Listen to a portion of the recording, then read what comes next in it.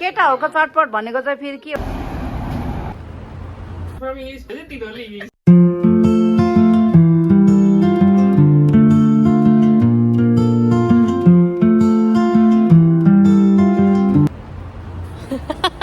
हावाले न कपालले न अगाडि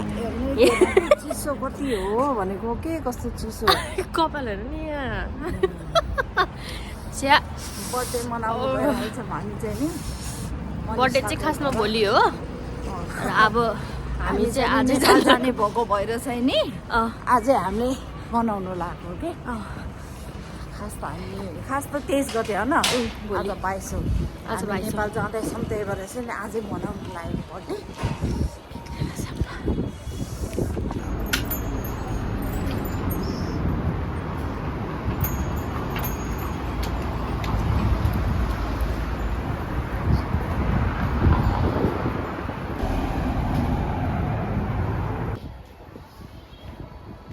रङ बिरङ्गी ठाउँमा बस्ने छन् कि मनिषा त हेर्नुहोस् है गाह्रै छ नयाँ घर उनीहरूको मेकअप गरेर बसिरहेछन् खै भनेको के आउनु भएन कि आउनु भएन त घर आइपुग्यौँ यही हो मनिषाको घर नयाँ घर त्यही हो घर त है मजाको खतरा छ माथि कस्तो छ अब घर जस्तै राम्रो छ ल फाइनली हामी आइपुग्यौँ नमस्कार सबैलाई नमस्कार नमस्ते नमस्ते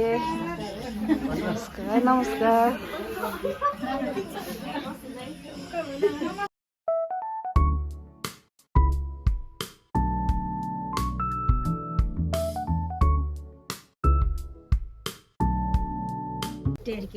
केटाहरूको चटपट भनेको चाहिँ फेरि के हो नि त खुलाइदिनु पर्यो नि त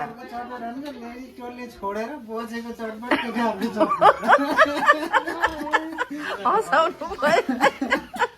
लेडिज पार्टीहरूले अघि नै खाइसकेको अब ए केटाहरूको चटपट भनेर खाँदै हुनुहुन्छ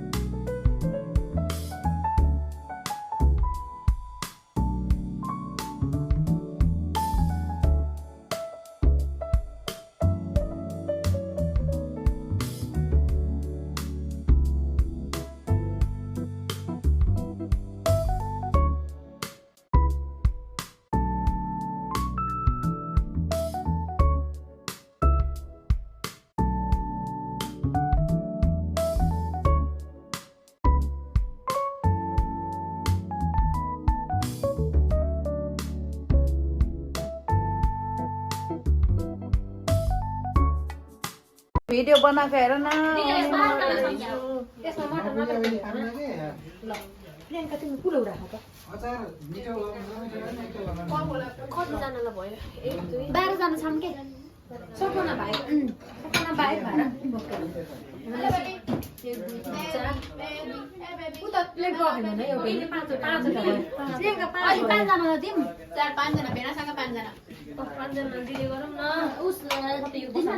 बसाले हाल्नु न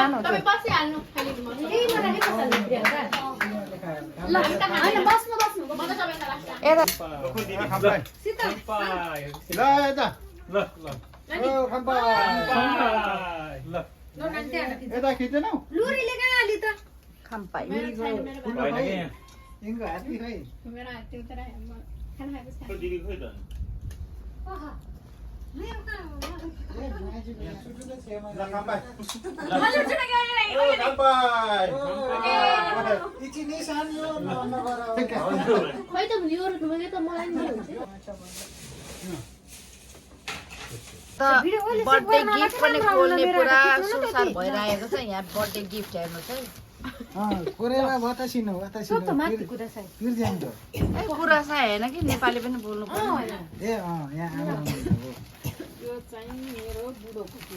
खै बुढोको गिफ्ट चोइस मेरो दामी दामी दामी दामी एकै झगमा मामा यो बोकेर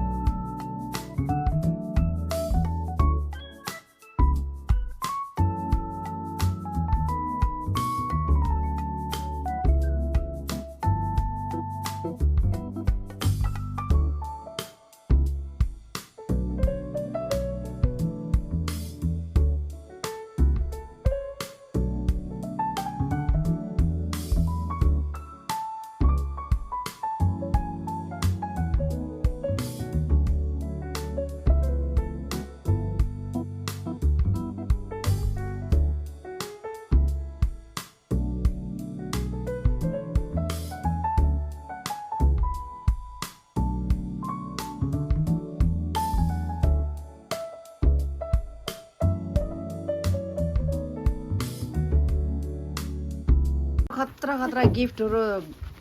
सबजनालाई एकदम हृदयदेखि धन्यवाद दिन चाहन्छु म स्पेशल थ्याङ्क यू यहाँ हेरेर स्पेशल थ्याङ्क यू चाहिँ मेरो मम्मी अनि नानी दिदीहरू भान्जा अनि नन्दहरू सबजनालाई मेरो दिदी मेरो श्रीमान ज्यू तपाईलाई जन्म दिने मातापितालाई खोइ सबैभन्दा थ्याङ्क यू मलाई भन्न पर्छ सबैभन्दा धेरै धेरै धन्यवाद चाहिँ मेरो जन्म दिने मातापिताज्यूलाई एकचोटि मम्मी भिडियो उता देखाउनुहोस् सबभन्दा धेरै हामीले सीता दिदीलाई मलाई किन राम्रो माता सबभन्दा धेरै मलाई किन भाग्नु भयो किन भागेको र गाइस आज चाहिँ नि मजेसाको बर्थडे चाहिँ हामीले एकदमै राम्रोसँग मनाए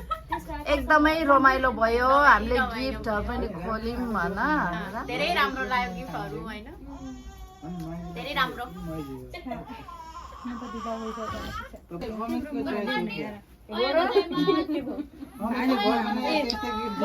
यता हेर न माया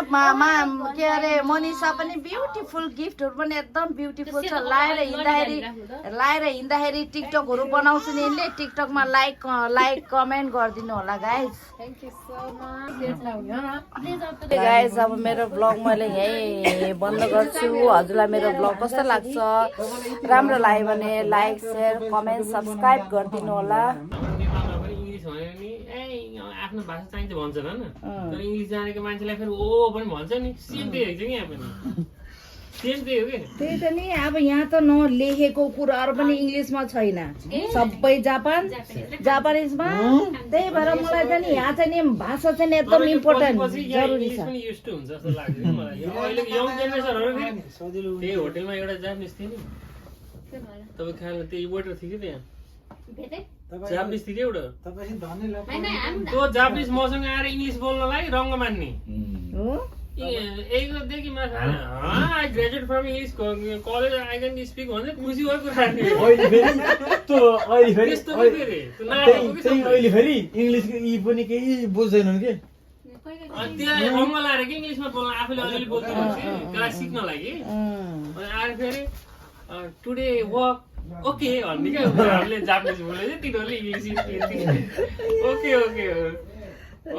अब हामी घर जाँदैछौँ हजुरलाई मेरो ब्लग मन पर्यो भने लाइक कमेन्ट सेयर सब्सक्राइब गरिदिनु होला थ्याङ्क यू फर वाचिङ